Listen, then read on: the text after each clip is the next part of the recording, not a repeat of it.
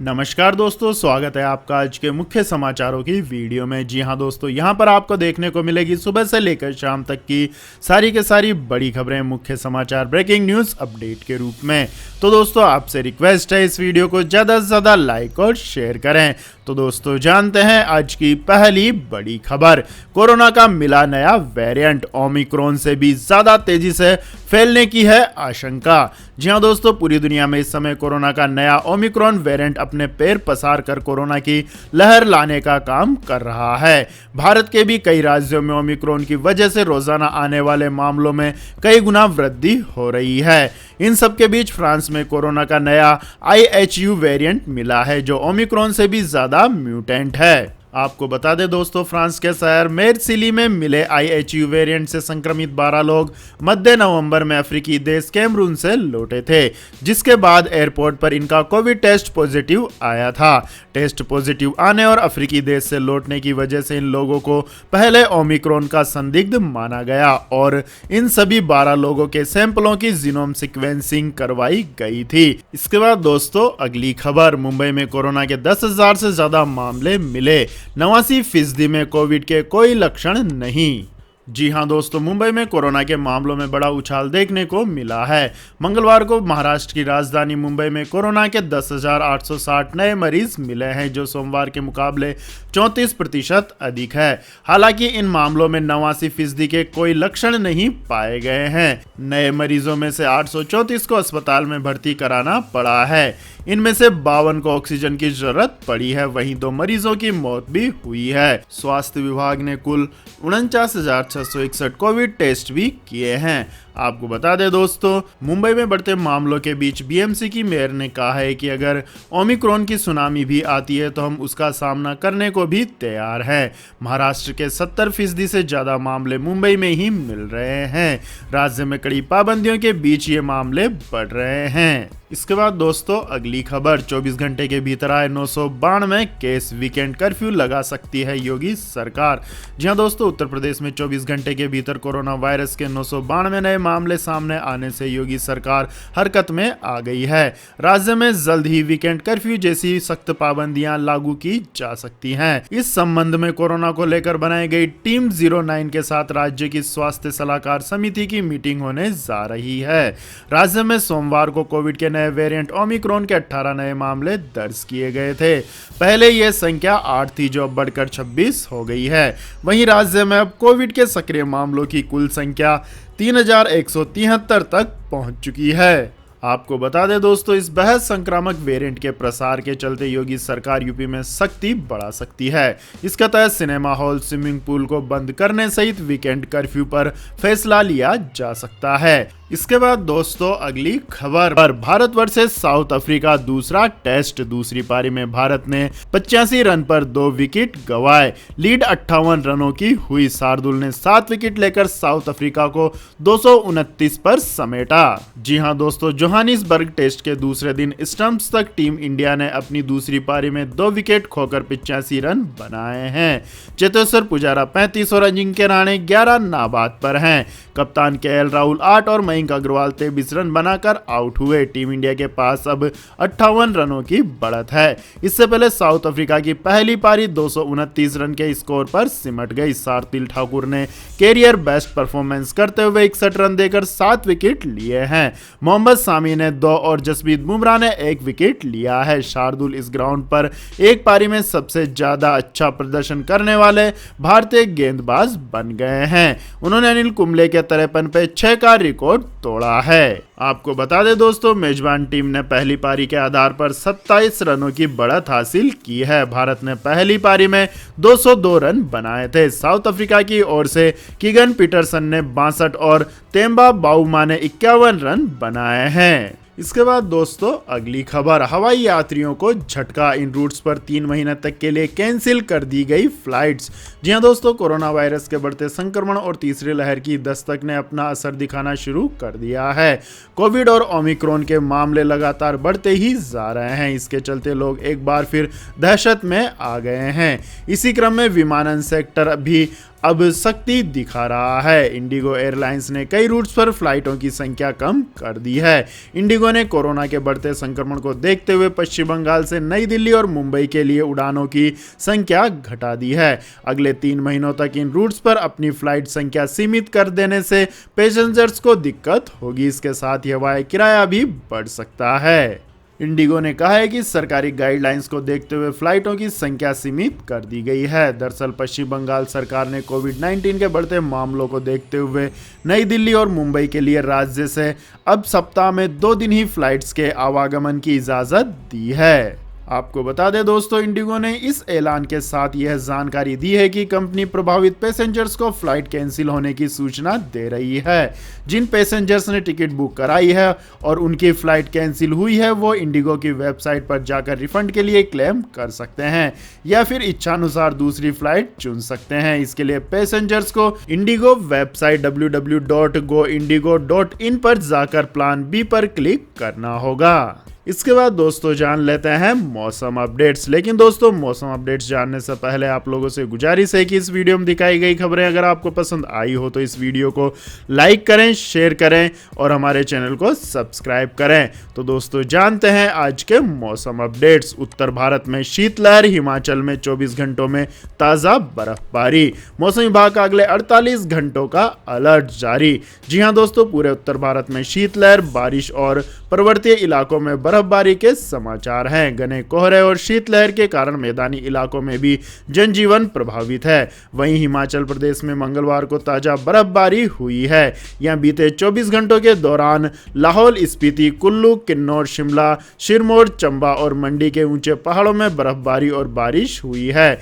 केलांग में न्यूनतम तापमान -4 डिग्री सेल्सियस दर्ज किया गया। अगले 48 घंटों के लिए राज्य में बारिश के लिए येलो अलर्ट जारी किया गया है। हिमाचल प्रदेश के आईएमडी प्रमुख सुरेंद्र पाल ने यह जानकारी दी। इसी के साथ दोस्तों मौसम विज्ञान कार्यालय ने कहा है कि उत्तर भारत में खराब मौसम के कारण सड़क एवं हवाई यातायात प्रभावित हो सकते हैं। कश्मीर घाटी इन दिनों 40 दिनों की सबसे भीषण सर्दी की चपेट में है, जिसे चिल्लई कला भी कहा जाता है। पर्वतीय इलाकों में कई स्थानों पर तापमान 0 के करीब है। पूरा उत्तर और पूर्वी भारत कड़ाके की ठंड की चपेट में है। मैदानी भागों में भी इसका असर देखने को मिल रहा है। घने कोहरे और ठंडी हवाओं से आम लोग की मुश्किलें बढ़ी हुई हैं। इसके बाद दोस्तों अगली खबर, एप्पल ने रचा इतिहास, बनी $3 ट्रिलियन मार्केट वैल्यू वाली पहली कंपनी।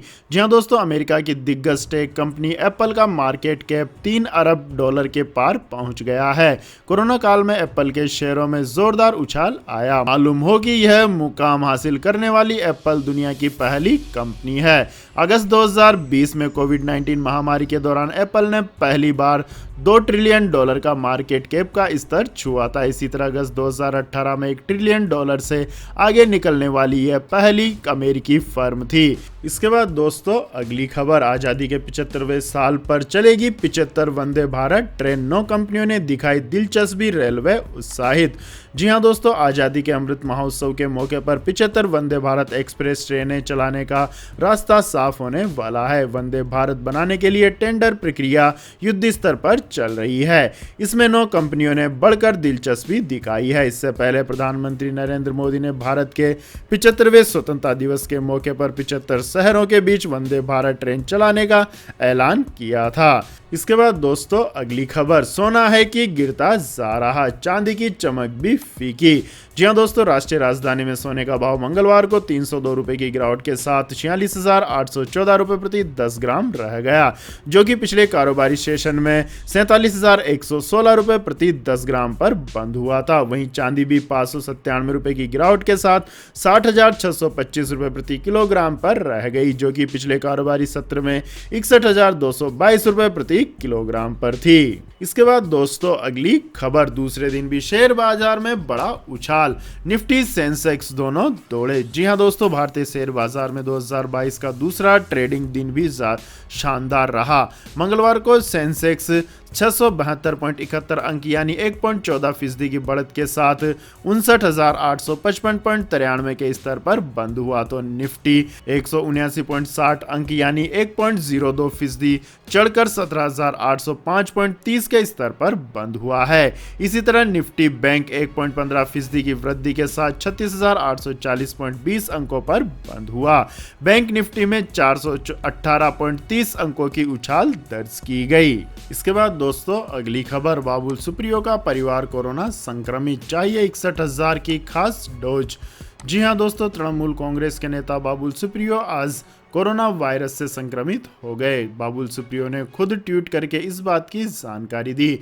बाबुल सुप्रियो ने बताया कि उनके साथ उनके पिता, पत्नी और कई कर्मचारी भी संक्रमित हो गए हैं। बाबुल सुप्रियो ने ट्वीट कर कहा कि मैं, मेरी पत्नी, पिता और कई कर्मचारी कोरोना पॉजिटिव पाए गए हैं, लेकिन मेरी चिंता है कि 61,000 रुपए का कॉकटेल जेब कोरोना से गंभीर रूप से पीड़ित मरीजों को दिया जाता है। मेरे पिता की उम्र 84 साल है, उन्हें जेब की जरूरत थी, मुझे इसे ऑन द स्पॉट खरीदना पड़ा। अगर आर्थिक रूप से कमजोर किसी को इसकी जरूरत हो तो वो कैसे खरीदेगा। टीएमसी नेता बाबुल सुप्रियो ने अपने अगले ट्वीट में लिखा कि चूंकि वैक्सीनेशन पूरा करवा चुके लोगों में नए इन्फेक्शन के लिए इम्यूनिटी नहीं है, इसलिए सरकार को देश में जारी टीकाकरण अभियान के साथ साथ सरकारी अस्पतालों में इस जेब को उपलब्ध कराने के लिए तेजी से काम करना चाहिए। टीकाकरण जरूरी है, लेकिन कॉकटेल जेब समय की जरूरत है। इसके बाद दोस्तों अगली खबर, 31 दिसंबर तक नहीं भर पाए हैं इनकम टैक्स रिटर्न तो न हो परेशान, अभी आपके पास एक और मौका। जी हां दोस्तों, वित्त वर्ष 2020-21 के लिए इनकम टैक्स रिटर्न फाइल करने की आखिरी तारीख 31 दिसंबर निकल चुकी है, लेकिन बहुत सारे लोग ऐसे हैं जो आईटीआर नहीं भर पाए हैं। अगर आपने भी अभी तक नहीं भरा है तो लेट फीस के साथ 31 मार्च 2022 तक आईटीआर भर सकते हैं। आयकर अधिनियम की धारा 139(1) के तहत तय सीमा तक आईटीआर नहीं भरने पर धारा 234(a) के तहत जुर्माना लगता है। बिलेटेड आईटीआर 31 मार्च 2022 तक 5,000 रुपए के जुर्माने के साथ भर सकते हैं। वहीं अगर करदाता की कुल आय 5 लाख रुपया इससे कम है तो उसे 1,000 रुपए ही जुर्माना देना होगा। आय 2.5 लाख रुपए से कम होने पर बिना जुर्माना रिटर्न भर सकते हैं। इसके बाद दोस्तों अगली खबर, पहली बार महिला के हाथों में देश की सबसे बड़ी ऊर्जा कंपनी ओएनजीसी की कमान, अलका मित्तल बनी कंपनी की सीएमडी। जी हां दोस्तों, डॉक्टर अलका मित्तल को देश की दिग्गज ऊर्जा company oil and natural gas corporation यानी कि ओएनजीसी का चेयरमैन व एमडी बनाया गया है। मित्तल ओएनजीसी की सबसे सीनियर डायरेक्टर हैं और अब उन्हें चेयरमैन और मैनेजिंग डायरेक्टर का अतिरिक्त कार्यभार दिया गया है। सुभाष कुमार 31 दिसंबर 2021 को रिटायर हो गए हैं, उन्हीं की जगह पर अलका मित्तल को सीएमडी बनाया गया है। सुभाष कुमार ओएनजीसी के डायरेक्टर फाइनेंस थे, उन्हें पिछले साल अप्रैल में सीएमडी का पद दिया गया था। पिछले साल फरवरी से अब तक ओएनजीसी में फुल टाइम चेयरमैन की नियुक्ति नहीं हुई है। आपको बता दें दोस्तों, ओएनजीसी भारत में कच्चे तेल और गैस के उत्पादन में 31% का योगदान करती है। ओएनजीसी की 20 देशों Azerbaijan, Bangladesh, Brazil, Colombia, Iraq, Israel, Iran, Kazakhstan, Libya, Mozambique, Myanmar, Namibia, रूस, दक्षिणी सूडान, सीरिया, यूनाइटेड अरब अमीरात, वेनेजुएला, वियतनाम और न्यूजीलैंड में 41 परियोजनाओं में सहभागीदारी है। ओएनजीसी की स्थापना 1993 में की गई थी। तो यह थी दोस्तों आज की सभी महत्वपूर्ण बड़ी खबरें। और दोस्तों बारी आती है आज के माइंड क्विज क्वेश्चन की, जिसका जवाब देकर आप बन सकते हैं एक शानदार उपहार के विजेता। तो दोस्तों आज का सवाल है, भारत के प्रथम शिक्षा मंत्री का नाम क्या था? जी हाँ दोस्तों, अगर आपको इस सवाल का जवाब आता है तो तुरंत कमेंट सेक्शन में लिख दीजिए। इस वीडियो को लाइक कीजिए, शेयर कीजिए और हमारे चैनल को सब्सक्राइब करके बेल आइकन का बटन भी दबा लें। धन्यवाद। जय हिंद, जय भारत, वंदे मातरम।